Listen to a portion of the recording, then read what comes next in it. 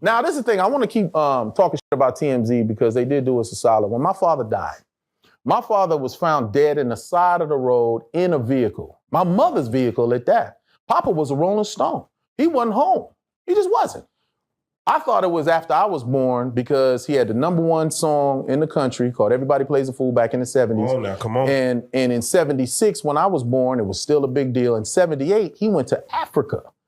He went out to Africa when you weren't supposed to do that during apartheid and all that. He came back, he was blacklisted. They stripped him of everything, started taking back. And it's not that they took back, they just cut it off right there.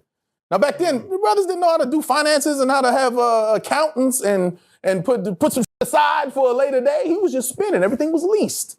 So if the money ain't coming in, it dried up. We lost houses, we lost cars, and he had to start over again. You understand me? And that's why we came out to LA, and then I was born, and then we had to start over all over again. And that's, that's just kind of how that... with the music or? Everything. He had to chase it. He had to now chase getting back on top. He had that one, he had 2 hits, so we never had another big hit like that again. They wouldn't let him back in, so he had to kind of do what he had to do. You know what I mean? So he was always gone. So then to find out that even when he did, and we was a real family, man. We just, when I say real, I mean, that y'all do, we do. Everybody try to put celebrities on something. Oh my God, how does it feel? You can feel, that's how I know my whole life. It feel like, what do you do? Well, how does that feel? That's how it feels. When my father was found dead in the car, I had him blocked. They said some crazy shit to me. I blocked him on my phone. I'll see you at Christmas. My mama called me and said, oh, your dad, he's in town. I said, I better unblock him then. Block this nigga. Wait. That didn't make you feel bad? Like, of course it did. But it's like this. I had a fight with him and I called my brother. I said, yo, Pops pissed me off, blah, blah, blah. He's like, I block him all the time. Sometimes it gives me some peace. That's what the fuck does that mean? He's like, because, as men, you argue and then you get over it. Real men do. You get into a fallout and then you get back. You good, you fine. All right, yeah, remember that? Yeah, that was we good though, nigga. Let's go sing titties. And we move on. You know what I'm saying? And that's how it was. That's how it is with all the real men in my life. And with my pops, same thing. I had him blocked. My mom said he's in town. I unblocked him. A few hours later, we find out he's dead. But how do we find out? Now dig this. I'm driving in the car with my mom and her Great Dane. We always had Great Danes, right? So she's like, I need this dog as a monster. We got a cage in the back seat. We in the Jaguar. There's a we got to take him to the vet and so forth and so on. So we get to the vet, 2 people come out, drag the dog into the back. Now me and my mom is in the waiting room. My sister just happens to be with us. It's wild, for some other reason, I think she was taping for something, so she had to be some wild story that I can't quite remember. But my sister was there too. And I'm sitting there talking to my mom, and my sister busts in the door and she goes, here, it's Cuba, he's scaring me. Take the phone. I said, all right, let me step outside. What's up, man? He's like, you by yourself? No, nigga, you just got the phone from my sister. What's up? He's like, just go somewhere and make sure can't nobody hear you. All right, bro, what's up? And I walk around, what? He said, so listen, God, sometimes he does things that we can't understand, and he works in mysterious ways, and then we can't understand everything sometimes. But it's just it's life, and we're men, and men have to understand, and they have to deal with it. So Dad's dead. And the thing about it, I'm just like, right? See, so the thing about it is this is how I heard about it. I'm in Germany. I wouldn't be calling you right now if I wasn't in Germany. Harvey, I can say this. Somebody from TMZ called my brother direct and said, before the news hits, we want you to know that your father is dead. And we found him in a vehicle on the side of the road. And we wanted to give you the news before it breaks so you can tell your family. Wow. Right? So he tells me that and he goes, so this is what I want you to do. You say you where? I said, I'm at the vet, man. I got moms. I got this big monster of a dog in the back seat. They got him in the back. And he's like, all right. And April's there with you. Yeah, she the one who hands me the phone. He said, all right, I think you should just leave the dog and take them home and then tell them what's going on. All right, bro, I'll figure it out. Click. Nigga, leave the dog? How the f*** I'm gonna leave this monster? And by the way, we're gonna leave this dog here. I got something to tell you. Don't worry about it. That's not Great Dane. Yeah. Fucking Great Dane, man. And so I gave my sister, he's good. Oh, he's good. I gave her the phone.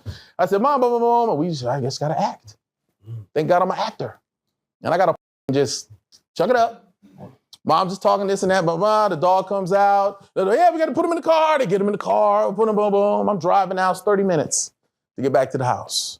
And I'm driving, just making small talk. Everything's fine. No one said nothing crazy. Right before we ran the corner, my mom goes, so have you talked to your dad lately? And I was like, You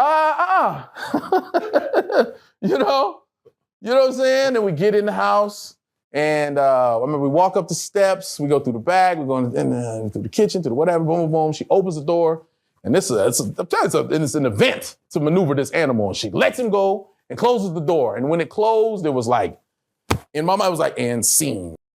Oh, wait, real quick. What was your mom and dad's relationship at that time? They were married. I mean, as far as were they happily married? Was it? That's another story. Let me finish the rest of this one. So she turns around. I'm now crying, and she just knows. My mother's a woman of faith. So she just looking at me, and she says, I don't cry. She's looking at me crying, and I'm just like, and I can't even form words. And she's just like, is it your father? Oh, nada. Is he gone? Nada. And now I'm expecting her to crash or fall out, but no. This black woman's holding my up. It's okay, honey. I saw a rainbow on the floor and I knew. I saw this and God touched me earlier and I had a stillness about myself all the time. I'm bawling like, the fuck? And then I said, wait a minute. Why am I sitting here crying and she's fine? Where the fuck is my sister? So I panic and I run outside. And luckily, she made it all the way to the house. I handed her phone back, bro, after hearing that news. So while I'm holding the car like this, she's driving. People calling, sorry, condolences about your father, blah, blah, blah. So she's suffering in silence by herself out here flipping the out. Wow. And to hear get on this couch right here and try to proclaim the circumstances in which my father died, I feel sorry for them. I pity them in their soul. To think you can talk about somebody that you have no idea who you're talking about, and then lump them in with somebody as great as John Singleton. John Singleton made movies that had hidden messages in them that we had to interpret ourselves. My brother did a film called Boys in the Hood where he got up off the couch. Not off the couch. He got out the car. He said, pull it over. Let me out. More brothers would have pulled the car over and said, let me the fuck out. More brothers will be here today. I did a movie where I'm the nigga that said, this punk ass, let me shoot this ass that shot at us and killed him. Everyone clapped. So that's the role. No, it's the nigga that didn't pull the gun because he saw himself on the floor. That's the message that John puts in these movies. But you want a little clout chase and you want to just slander two in one sentence. You know what I mean? Or say some shit that don't. You know what I'm talking about? But my mother and my father, to answer that, because I know you put that in there. Yeah, they were off and on for years, and it was great because they met each other when they were 19. And when I got, right before I had my first son, my father had a little powwow with me and my woman and said, y'all doing it different than I did it. I did it because we had to. And y'all are doing it out of love. Y'all ain't even married. That's awesome. I was forced to get married. And then I fell in love later. And that's the generation that we were raised by. You know what I'm saying? So I think, hats off to us for making it through that. Hats off to us for turning things around like the word. Right. You know what I'm saying? And using it. And I hate when white folks say, why can't we say it? Because you've said it enough. Yeah, that's good. That's why you can't say it. 400 years. Right. 400? You think about how long 400 years is. Right. And you got white folk that's mad at us. They still mad. What you mad about? Oh, y'all be acting wild. We could act wild for 300 more years and still wouldn't. Right. There's no equal to the word. There's no opposite. It's cracker. No. We didn't call you cracker and then kill you and drag you and rape you and lynch you in crowds and then act with impunity. Motherfuckers didn't die hearing the word cracker. Around the huddled up against strong. And that's why we use that word, and it's powerful to us. And we keep that, and it's ours forever. Fuck you. If you and then the word is another one. This